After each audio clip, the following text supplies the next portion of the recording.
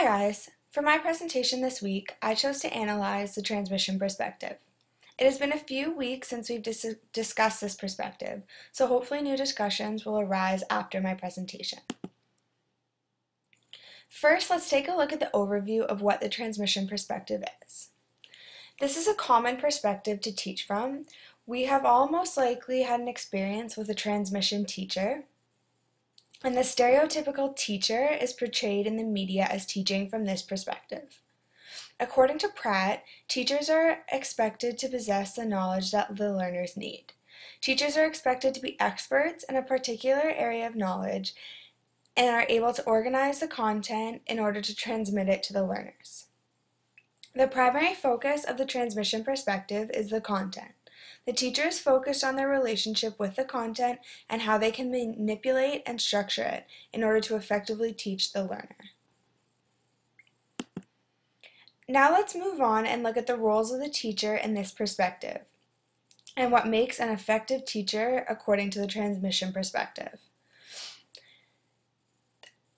The teacher is there to present the given content accurately and effectively to the students. Teachers must find a way to transmit what they know about the topic to the students. Teachers must be prepared for diverse learner motivations. Teachers must take into account that various students have different motivation behind their learning. Some may be there because it is mandatory. They may only be there to get a passing grade, and thus they may be less interested.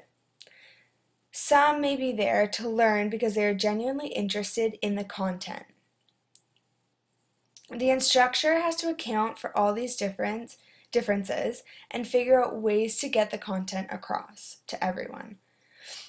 The instructors are also challenged by significant individual difference within the learning environment. Things like age, life experiences, and previous experience with the subject matter are factors that Bolt brings up in the chapter that we read about transmission perspective. Factors like these must be taken into account when the teacher is structuring the content, so that, for example, the experienced learners don't get bored with the basics, and the inexperienced learners don't feel lost or behind if you move on to what the experienced learners may know. The instructors must systematically lead students to content mastery. Good teachers are enthusiastic about the content and convey that excitement to the students. Good transmission teachers present material in a memorable way.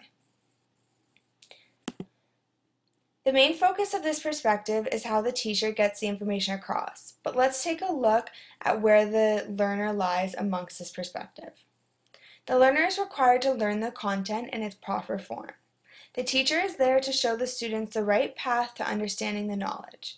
The student is there to take the knowledge and use it correctly to achieve something, most likely related to their career or something in their everyday life. The ideal learner knows exactly why they are there. They have a background for being there. By this I mean that they are not just there to pass the course and get the credit. They are there because they are acquiring a skill that they will then put to use in a career or everyday activities. The ideal learner knows exactly what they want to do with what they learn. They know that the content they are learning will be used on a regular basis. These students will be more motivated and willing to participate in assignments and discussions. Thus, the teaching will be more effective. The ideal learner also has a stable personal life and is comfortable with life situations. Having learners who are stable and comfortable with their lives outside of education is ideal because they do not have much going on with these other factors, so they are focused and ready to learn. These individuals will most likely be on time for class, able to attend every class, and ready to learn, and they will have set goals for why they need this information in their lives. The content of a course is very important when teaching from the transmission perspective. Content must be well organized. Content must be structured. Transmission teachers normally find it easy to structure most subject matter. Content can be structured differently. Different teachers may structure their content in different ways. This doesn't mean that the content won't be understood. Various structuring can be effective. As long as the teacher reduces the content to smaller pieces, the students can slowly comprehend the information.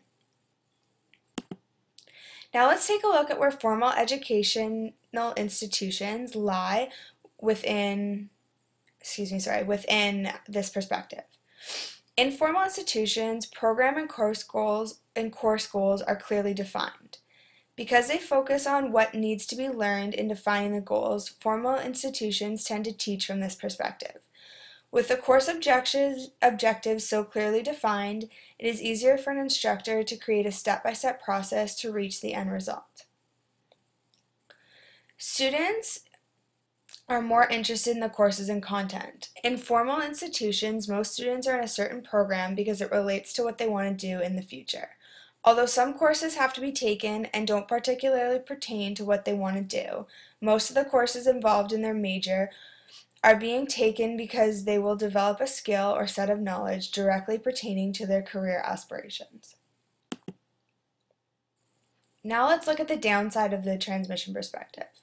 Transmission perspective may be unsuitable for some content areas. Transmission teaching could actually inhibit skill development in teaching contexts where self-expression is essential. It can be troublesome for some instructors who want to transmit all their knowledge. Teachers who have a temptation to teach everything they know may have a difficulty with this perspective. This could lead to the instructor spending too much time talking and not enough time ensuring students are understanding their information. They may overload their students with information instead of feeding them bite-sized pieces. This overload can actually unmotivate students because they may be bored by simply listening to someone talk about a particular subject area for a long period of time. Teachers from this perspective may be primarily focused on the content rather than the learners. There's a very fine line between being able to teach all the individuals effectively and just being able to teach the content that you are an expert in. Instructors may become too enveloped in their content and their expertise surrounding the content that they may not break it down into bite-sized pieces for their students to swallow. This can affect how much information the learner truly retains because it can make them feel uncomfortable, which can lead to them being unmotivated in learning this material. With a transmission approach, it is important that the instructor's level of mastery and focus on content does not pull away from the student's ability to retain information. The constructive approach is something that Gregory Schruman and Fred Newman have examined. In their article, they look at the constructivist approach as something that focuses on getting the content across, but in a way that is more student involved. Students exposed to these student-centered techniques often display greater enthusiasm, and those in more conventional teacher-centered classrooms that we see in the transmission approach. Within this approach, it is necessary to first articulate the criteria and then put them into practice. Students are still being taught, but with more involvement.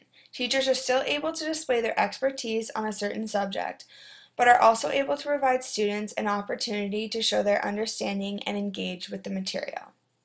I hope you guys have enjoyed my in-depth look into teaching from the transmission perspective, and I hope you have a better understanding surrounding this perspective. Thank you.